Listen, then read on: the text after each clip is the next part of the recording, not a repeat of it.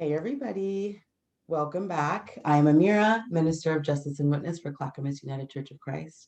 And I have the Destiny Houston here with me today, who is a full circle doula, mom of 3, community activist, and creative director of Unapologetic Studios. Welcome. Thank you. I'm so happy to be here.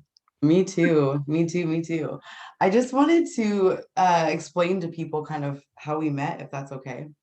Of course. So last year I saw you speak at the Women's March, and what stood out to me first was the tone in your voice, because it's like deep and sultry and beautiful and strong. And I was often embarrassed of my deep, strong voice when I was younger. So it just was like, oh, there's another strong voice. But you read a poem by Maya Angelou. Can you remind me the name of it again? Phenomenal woman. Yes, phenomenal woman. And I really wanted you to do it at our event, but you're not available to speak. But it's my mom's 75th birthday, or it's way more important than my event, definitely. But the other thing that stood out to me during that speech was you talked about you gave a little advice for parents with kids that are LGBTQ, and you said something along the lines of, even if you're not sure of what to do, you have to support and love your kids. Can you talk about that event and those two things? Absolutely. For most, I don't quite know when it clicks for me, but I realized that we don't have to understand each other to love each other. And you don't have to understand why a person thinks how they think, feels how they feel, presents as they do in the world, to be loving and kind to that person.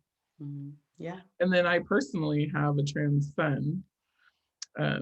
So going through that process with him, just also I was challenged, and I was, I suppose that's when that ideology then is in my body, and I'm having to own that and go through that journey. And it wasn't hard for me to, I mean, I love my kid, he's my kid no matter what. So that wasn't an issue for me, but it is hard to grieve for the assigned gender, right? The child that, and the way you thought of your baby. But at the end of the day, it's your kid. It's really the same kid that you love and have loved for their entire life, up until the point that they are brave enough and feel supported and strong enough to share that with you. So that's my main message I try to get out to parents is, don't try, if you're really struggling to understand, let that go and just do what's loving and what's kind and supportive. Yes, very much so. Thank you. So let's get into, so a few weeks, we've been Facebook friends for a while now, at least 6 months or so, something like that. And I just, I'm a newbie to this anti-racism world. I'm a newbie to systemic racism, all the things. And I just recently, last year, really started using the word BIPOC often because I'm in a lot of trainings and things. And you did a post about why you don't think that word is okay, that we shouldn't use that word. And I remember private messaging you and saying, we gotta talk about this, let's learn, let me learn. I mean, yes, please. I stumbled over that word when I jumped back into activism last year, and it was so cumbersome to say, but I saw that everyone was using it, and so I started using it. But I don't exactly know when, but I was about to say it at one point, and I was like, no. First, because I think we were talking about Black people in whatever conversation it was, and in peeling the layers back, it's like Black people are still fighting for equality and liberation, and to have any recognition, real recognition of the atrocity of slavery and being our ancestors being trafficked, all of it. And so it has to remain okay to just say Black people and to talk about and to isolate the Black experience in America, because it is a unique experience that deserves its time, Mm-hmm. you Mm-hmm. know, to be talked about and looked at. And so it's not to dismiss, of course, anyone else's experience.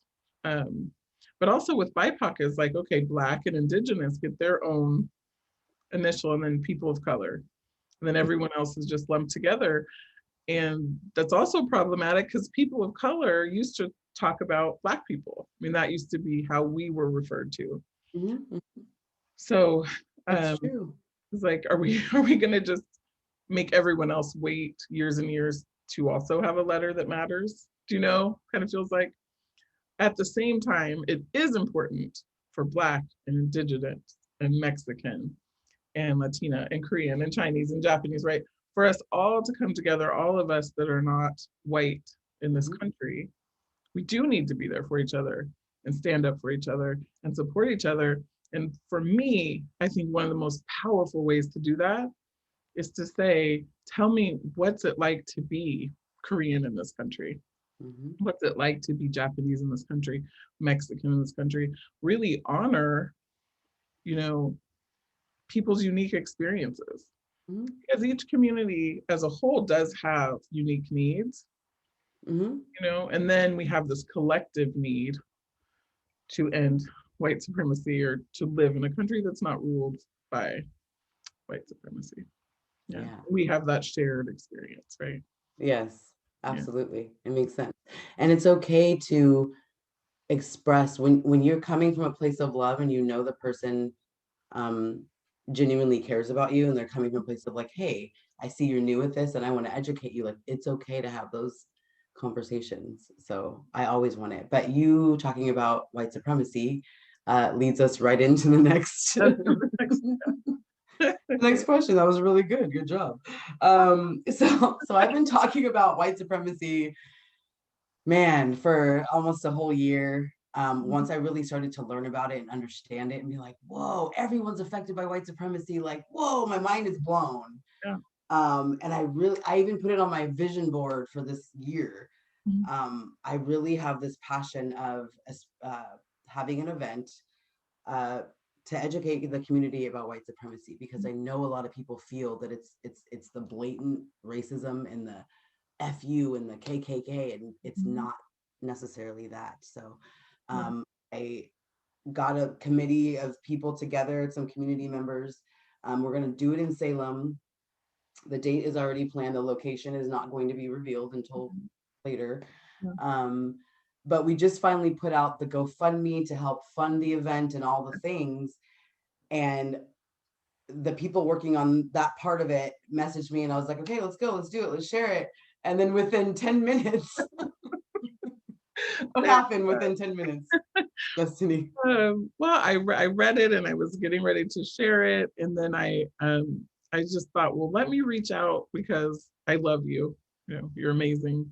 And it was kind of a protective feeling. Like I could see how, because it was stated, end white supremacy through Black, by way of Black excellence. Mm-hmm.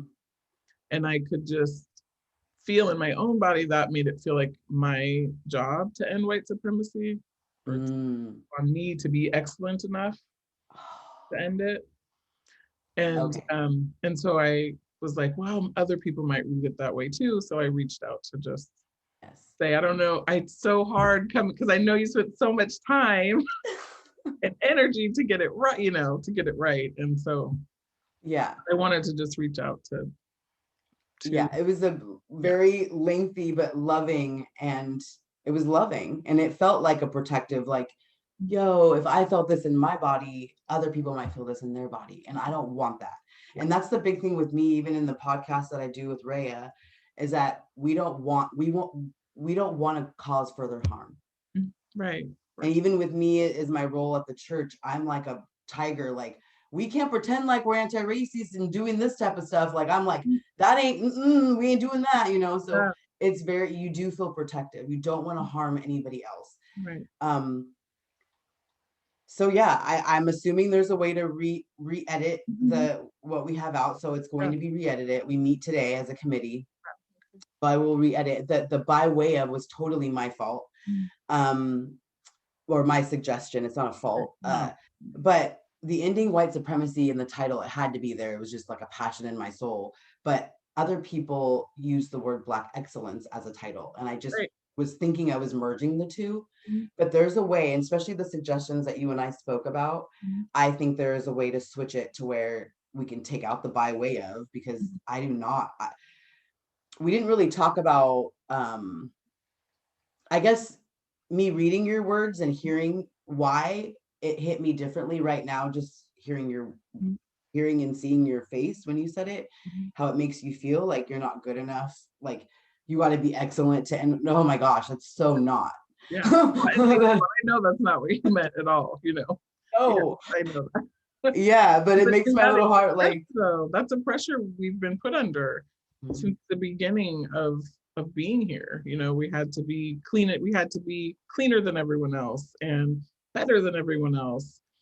And you know, and no matter how educated, well dressed, well spoken, no matter how successful we are, you know, that there was a thinking before that we could be good enough, right? We could be good enough for white people to see us as human beings and not just take our lives because of the color of our skin. And that is not, sadly, not the case, right? That we can, because it still just doesn't matter. But I think the end white supremacy is so powerful. And I'm totally, I have that kind of fire too, of wanting to be that bold about it, because that is what needs to happen. So, and the fact that you feel that so strongly, I absolutely think that that should be part of your title. Yeah, it's been tricky. At first it was like a community effort. I just was inviting the community into the meetings once a week, and then it got too confusing and too much. And so I just was like, never mind, I just need a little bit of a committee. And so now we meet, and it's gonna be great. I'm just excited. Maybe you can do like a video or something. Maybe there's like a promo we could do right beforehand and have you maybe speak something. I just think that your voice needs to be heard in some way. And I think we're gonna do some promo stuff like leading up to. I would love to have you in that in some way if possible. Yeah, I would love to. I would love to. In the back of my mind, FYI, there's a possibility I can come, but I didn't want to say anything until I know for sure. But I definitely want to support you. And I won't get too excited. Okay. I'll try. Okay. I want to know what's next for you. What do you have coming up? Well, I'm really excited because I recently founded my dream project, which is Unapologetic Studios. And right now it's just me, just little me. But I am already in production of my first documentary. And it is titled, the working title is Enough. And it's my effort to try to capture what enough feels like in the Black body. So I'm really excited. Eventually what I want to have is an in-house crew, and I would like that to be all Black people, and that we provide a platform to capture Black stories. And part of what I want to give through that, so let's say it through a nonprofit section of that, is capturing the stories from families of the loved ones they've lost to police violence, to give them a platform to say what they loved about the person they lost and who they were to the family, right? So that the last word is not the media or the police. So I'm really excited about it. And I also have an event coming up on April 10th. I love Black people. Yes. I love being Black and I love Black people. So it's an inclusive event, and it's an event to celebrate Black people and to invite all the people that love them to come and celebrate as well. So. we promoted that. I promoted it at the church. I was sharing it everywhere, and then it got canceled because of the snow. The snowstorm. The snowstorm. Yeah, or the ice, whichever it's called. Yeah. I'm so glad it's back. Awesome. So I think I want, if you don't mind, I would love to put the link to your promo that you did. Freaking amazing. Oh, thank you. We should put the promo in there, the link, if you have a link, or share. And then also we'll put the April 10th, we'll put that in the show notes too. So okay. Cool. My last question. What is your superpower? Yes, that's such a good question. I think, honestly, my superpower is my ability to connect with people. I can really find something in everyone I meet to love and to connect to. And I think that's my superpower. Yeah. Thank you. Yeah, thank you. It's been a pleasure. And I look forward to working with you in the future. And let's definitely try to get a video done so that we can loop you into our event. Okay, I would love to. I want to support in any way. And I'm so glad to finally be here with you, talking with you. Me too. And we should do it again. Yes. For sure. Okay. Thank you so much. Okay. Bye. Bye.